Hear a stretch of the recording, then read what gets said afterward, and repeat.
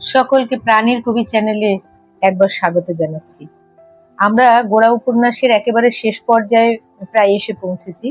আপনারা যারা নিয়মিত শুনছেন নিশ্চয়ই বুঝতে পারছেন উপন্যাসটির প্রধান বক্তব্যটা কি। যারা এখনো উপন্যাসটি শোনেননি আপনাদের অনুরোধ করছি আপনারা প্রথম থেকে শুনলে খুব ভালো লাগবে। আজকে আমি শোনাবো 68 আর 69তম অধ্যায়। 68তম অধ্যায়। গায়ে তসরের চায়না কোট, কোমরে একটা চাদর জড়ানো, হাতে একটা ক্যাম্বিসের ব্যাগ। স্বয়ং কৈলাস আসিয়া হরিমোহিনীকে প্রণাম করিল। তাহার বয়স 35-এর কাছাকাছি হইবে। বেঁটে খাটো, আঁট-ষাট, মজবুত গোছের চেহারা, কামানো গোঁফ দাড়ি, কিছুদিন ক্ষৌরকর্মের অভাবে কুশাগ্রের ন্যায় অঙ্কুরিত হইয়া উঠিয়াছে। অনেকদিন পরে শ্বশুর বাড়ির আত্মীয়কে দেখিয়া আনন্দিত হইয়া হরিমোহিনী বলিয়া উঠিলেন, এ কি ঠাকুরপো, এসো বসো বলিয়া তাড়াতাড়ি একখানি মাদুর পাতিয়া দিলেন। জিজ্ঞাসা করিলেন, হাত পা ধোবে তো? কৈলাস কহিল, না, দরকার নেই। তার শরীর তো বেশ ভালোই দেখা যাচ্ছে তোমার।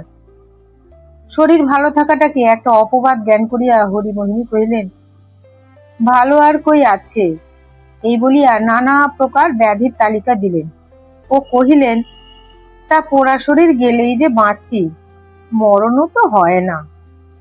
জীবনের প্রতি এইরূপ উপেক্ষায় কৈলাস আপত্তি প্রকাশ করিল এবং যদিচ দাদা নাই তথাপি হরিমোহিনী থাকাতে তাহাদের যে একটা মস্ত ভরসা আছে তাহারই প্রমাণ স্বরূপ কহিল, এই দেখো না, তুমি আছো বলেই তো কলকাতায় আসা হলো, তবু একটা দাঁড়াবার জায়গা তো পাওয়া গেল। আত্মীয় স্বজনের ও গ্রামবাসীদের সমস্ত সংবাদ আদ্যপান্ত বিবৃত করিয়া কৈলাস হঠাৎ চারিদিকে চাহিয়া জিজ্ঞাসা করিল, এ বাড়িটা বুঝি তাঁরই? হরিমোহিনী কহিলেন, হ্যাঁ। কৈলাস কহিল, পাকা বাড়ি দেখছি। হরিমোহিনী তাহার উৎসাহকে উদ্দীপিত করিয়া কহিলেন, পাকা বই কি, সমস্তই পাকা। ঘরের কড়িগুলা বেশ মজবুত শালের এবং দরজা জানলাগুলা আম কাঠের নয়, ইহাও সে লক্ষ্য করিয়া দেখিল। বাড়ির দেওয়াল 1.5খানা ইটের গাঁথনি কি 2খানা ইটের গাঁথনি তাহাও তাহার দৃষ্টি এড়াইল না। উপরে নিচে সর্বসমেত কয়টি ঘর তাহাও সে প্রশ্ন করিয়া জানিয়া লইল। মোটের উপর জিনিসটা তাহার কাছে বেশ সন্তোষজনক বলিয়াই বোধ হইল। বাড়ি তৈরি করিতে কত খরচ পড়িয়াছে তাহা আন্দাজ করা তাহার পক্ষে শক্ত, কারণ এই সকল মাল মশলার দর তাহার ঠিক জানা ছিল না। চিন্তা করিয়া পায়ের উপর পা নাড়িতে নাড়িতে মনে মনে কহিল, কিছু না হোক 10-15 হাজার টাকা তো হবেই। মুখে একটু কম করিয়া বলিল, কি বলো বউ ঠাকুরন, 7-8 হাজার টাকা তো হতে পারে। হরিমোহিনী কৈলাসের গ্রাম্যতায় বিস্ময় প্রকাশ করিয়া কহিলেন, বলো কি ঠাকুরপো, 7-8 হাজার টাকা কি? 20,000 টাকার 1 পয়সাও কম হবে না। কৈলাস অত্যন্ত মনোযোগের সহিত চারিদিকে জিনিসপত্র নীরবে নিরীক্ষণ করিতে লাগিল। এখনই সম্মতিসূচক একটা মাথা নাড়িলেই এই শাল কাঠের কড়িবর্গা ও সেগুন কাঠের জানলা দরজা সমেত পাকা ইমারতটির একেশ্বর প্রভু সে হইতে পারে। এই কথা চিন্তা করিয়া সে খুব একটা পরিতৃপ্তি বোধ করিল। জিজ্ঞাসা করিল, সব তো হলো, কিন্তু মেয়েটি? হরিমোহিনী তাড়াতাড়ি কহিলেন, তার পিসির বাড়িতে হঠাৎ তার নিমন্ত্রণ হয়েছে, তাই গেছে, 2-4 দিন দেরি হতে পারে। কৈলাস কহিল, তাহলে দেখার কি হবে? আমার যে আবার একটা মোকদ্দমা আছে, কালই যেতে হবে। হরিমোহিনী কহিলেন, মোকদ্দমা তোমার থাক, এখন এখানকার কাজ ছাড়া না হলে তুমি যেতে পারছো না। কৈলাস কিছুক্ষণ চিন্তা করিয়া শেষকালে স্থির করিল, না হয় মোকদ্দমাটা একতরফা ডিগ্রি হয়ে ফেঁসে যাবে।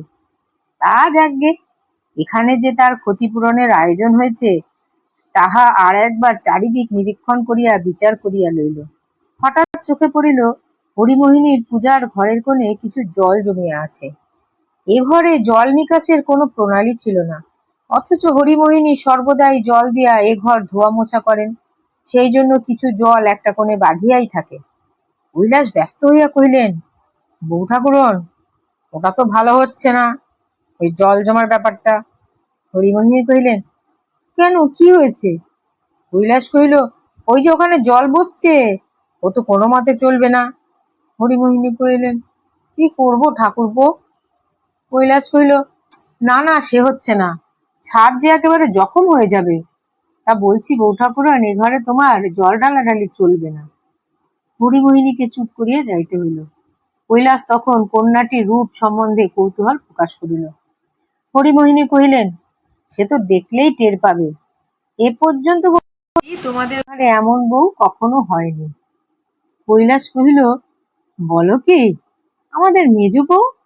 হরিমোহিনী বলিয়া উঠিলেন, কিসে আর কিসে, তোমাদের মেজ বউ তার কাছে দাঁড়াতে পারবে না। মেজ বউকেই তাহাদের বাড়ির সুরূপের আদর্শ বলাতে হরিমোহিনী বিশেষ সন্তোষ বোধ করেন নাই। তোমরা যে যাই বলো বাপু, মেজ বউর চেয়ে আমার কিন্তু ন বউকে ঢের বেশি পছন্দ। মেজ বউ ও ন বউয়ের সৌন্দর্যের তুলনায় কৈলাস কিছুমাত্র উৎসাহ বোধ করিল না। সে মনে মনে কোনো একটা অদৃষ্টপূর্ব মূর্তিতে পটল চেরা চোখের সঙ্গে বাঁশির মতো নাসিকা যোজন করিয়া আগুল বিলম্বিত কেশরাশির মধ্যে নিজের কল্পনাকে দিগ্ভ্রান্ত করিয়া তুলিতেছিল। হরিমোহিনী দেখিলেন, এ পক্ষের অবস্থাটি সম্পূর্ণ আশঙ্কাজনক। এমনকি তাহার বোধ হইল, কন্যাপক্ষে যে সকল গুরুতর সামাজিক ত্রুটি আছে, তাহাও দুস্তর বিঘ্ন বলিয়া গণ্য নাও হইতে পারে। ৬৯তম অধ্যায়। গোরা আজকাল সকালেই বাড়ি হইতে বাহির হইয়া যায়, বিনয় তাহা জানিত। এই জন্য অন্ধকার থাকিতেই সোমবার দিন প্রত্যুষে সে তাহার বাড়িতে গিয়া উপস্থিত হইল। একেবারে উপরে উঠিয়া তাহার শয়ন গৃহে গেল। সেখানে গোরাকে দেখিতে না পাইয়া চাকরের কাছে সন্ধান লইয়া জানিল সে ঠাকুর ঘরে আছে। ইহাতে সে মনে মনে কিছু আশ্চর্য হইল। ঠাকুর ঘরের দ্বারের কাছে আসিয়া দেখিল গোরা পূজার ভাবে বসিয়া আছে।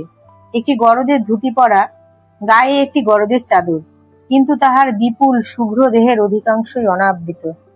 বিনয় গোরাকে পূজা করিতে দেখিয়া আরো আশ্চর্য হইয়া গেল। জুতার শব্দ পাইয়া গোরা পিছন ফিরিয়া দেখিল। বিনয়কে দেখিয়া গোরা উঠিয়া পড়িল এবং ব্যস্ত হইয়া কহিল, এঘরে এসো না, এঘরে এসো না। বিনয় কহিল, ভয় নেই, আমি যাব না, তোমার কাছেই আমি এসেছিলাম। গোরা তখন বাহির হইয়া কাপড় ছাড়িয়া তেতলার ঘরে বিনয়কে লইয়া বসিল। বিনয় কহিল, ভাই গোরা, আজ সোমবার। গোরা কহিল, নিশ্চয়ই সোমবার, পাঁজির ভুল হতেও পারে, কিন্তু আজকের দিন সম্বন্ধে তোমার ভুল হবে না, অন্তত আজ মঙ্গলবার নয়, সেটা ঠিক। বিনয় কহিল, তুমি হয়তো যাবে না জানি, কিন্তু আজকের দিনে তোমাকে একবার না বলে এ কাজে আমি প্রবৃত্ত হতে পারবো না, তাই আজ ভোরে উঠেই প্রথম তোমার কাছে এসেছি। গোরা কোনো কথা না বলিয়া স্থির হইয়া বসিয়া রহিল। বিনয় কহিল, তাহলে আমার বিবাহের সভায় যেতে পারবে না, এ কথা নিশ্চয় স্থির? গোরা কহিল, না বিনয়, আমি যেতে পারবো না। বিনয় চুপ করিয়া রহিল। গোরা হৃদয়ের বেদনা সম্পূর্ণ গোপন করিয়া হাসিয়া কহিল, আমি নাইবা গেলুম তাতে কি, তোমারই তো জিত হয়েছে, তুমি তো মাকে টেনে নিয়ে গেছো, এত চেষ্টা করলুম, তাকে তো কিছুতেই ধরে রাখতে পারলুম না, শেষে আমার মাকে নিয়েও তোমার কাছে আমার হার মানতে হল। বিনয়, একে একে সব লাল হো জায়গা নাকি? আমার মানচিত্রটাতে কেবল আমি একলা এসে ঠেকব। বিনয় কহিল, ভাই, আমাকে দোষ দিও না, কিন্তু আমি তাকে খুব জোর করেই বলেছিলাম, মা, আমার বিয়েতে তুমি কিছুতেই যেতে পারবে না। মা বললেন, দেখ বিনু, তোর বিয়েতে যারা যাবে না তারা তোর নিমন্ত্রণ পেলেও যাবে না, আর যারা যাবে তাদের তুই মানা করলেও যাবে। সেই জন্যই তোকে বলি, তুই কাউকে নিমন্ত্রণও করিস না, মানাও করিস না, চুপ করে থাক। গোরা, তুমি কি আমার মায়ের কাছে হার মেনেছ? তোমার মার কাছে আমার হার সহস্রবার হার, অমন মা কি আর আছে? গোরা যদিচ আনন্দময়ীকে বদ্ধ করিবার জন্য সম্পূর্ণ চেষ্টা করিয়াছিল, তথাপি তিনি যে তাহার কোনো বাধা না মানিয়া, তাহার ক্রোধ ও কষ্টকে গণ্য না করিয়া বিনয়ের বিবাহে চলিয়া গেলেন, ইহাতে গোরা তাহার অন্তরতর হৃদয়ের মধ্যে বেদনা বোধ করে নাই, বরঞ্চ একটা আনন্দ লাভ করিয়াছিল।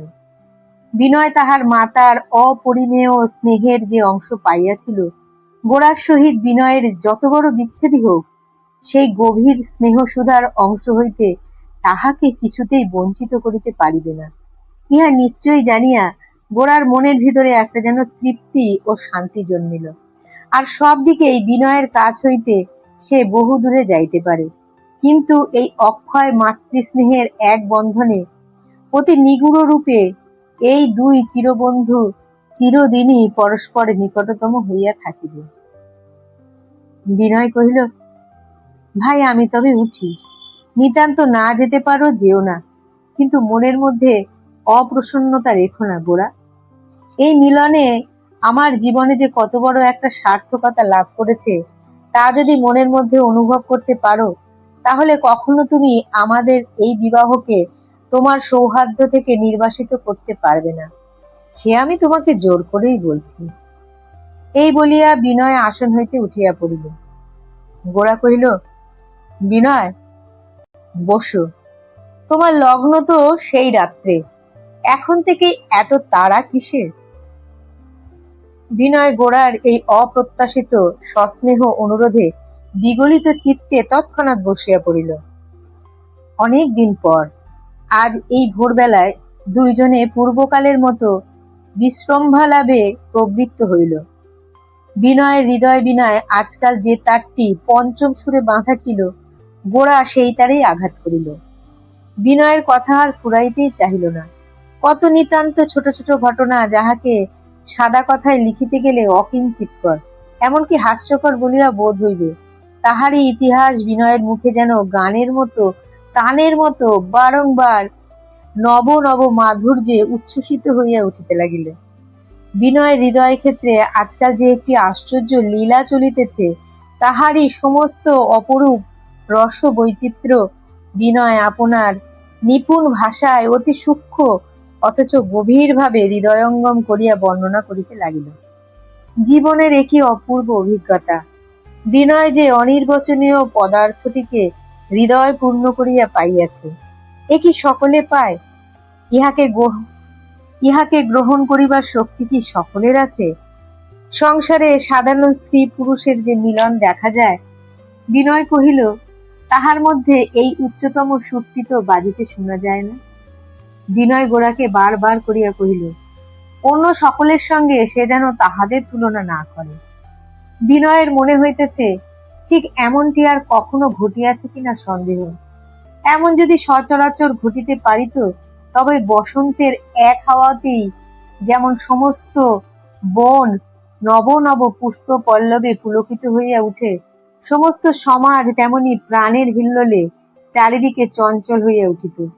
তাহা হইলে লোকে এমন করিয়া খাইয়া দাইয়া ঘুমাইয়া দিব্য তৈলচিক্কণ হইয়া কাটাইতে পারিত না। তাহা হইলে যাহার মধ্যে যত সৌন্দর্য, যত শক্তি আছে, স্বভাবতই নানা বর্ণে নানা আকারে দিকে দিকে উন্মিলিত হইয়া উঠিত।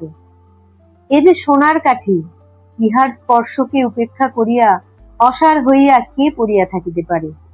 ইহাতে সামান্য লোককেও যে অসামান্য করিয়া তোলে, সেই প্রবল অসামান্যতার স্বাদ মানুষ জীবনে যদি একবারও পায়, তবে জীবনের সত্য পরিচয় সে লাভ করে। বিনয় কহিল, গোরা, আমি তোমাকে নিশ্চয় বলিতেছি, মানুষের সমস্ত প্রকৃতিকে এক মুহূর্তে জাগ্রত করিবার উপায় এই প্রেম। যে কারণেই হোক আমাদের মধ্যে এই প্রেমের আবির্ভাব দুর্বল, সেই জন্যই আমরা প্রত্যেকেই আমাদের সম্পূর্ণ উপলব্ধি হইতে বঞ্চিত। আমাদের কি আছে তাহা আমরা জানি না, যাহা গোপন আছে তাহাকে প্রকাশ করিতে পারিতেছি না, যাহা সঞ্চিত আছে তাহাকে ব্যয় করা আমাদের অসাধ্য। সেই জন্য চারিদিকে এমন নিরানন্দ, এমন নিরানন্দ। সেই জন্যই আমাদের নিজের মধ্যে যে কোনো মাহাত্ম্য আছে, তাহা কেবল তোমাদের মতো দুই একজনই বোঝে। সাধারণের চিত্তে তাহার কোনো চেতনা নাই। মহিম সশব্দে হাই তুলিয়া বিছানা হইতে উঠিয়া যখন মুখ ধুইতে গেলেন, তাহার পদশব্দে বিনয়ের উৎসাহ প্রবাহ বন্ধ হইয়া গেল। সে গোরার কাছে বিদায় লইয়া চলিয়া গেল। গোরা ছাতের উপর দাঁড়াইয়া পূর্ব দিকের রক্তিম আকাশে চাহিয়া একটি দীর্ঘ নিঃশ্বাস ফেলিল। অনেকক্ষণ ধরিয়া ছাতে বেড়াইতে লাগিল। আজ তাহার আর গ্রামে যাওয়া হইল না। আজকাল গোরা নিজের হৃদয়ের মধ্যে যে একটি আকাঙ্ক্ষা, যে একটি পূর্ণতার অভাব অনুভব করিতেছে, কোনো মতেই কোনো কাজ দিয়াই তাহা সে পূরণ করিতে পারিতেছে না।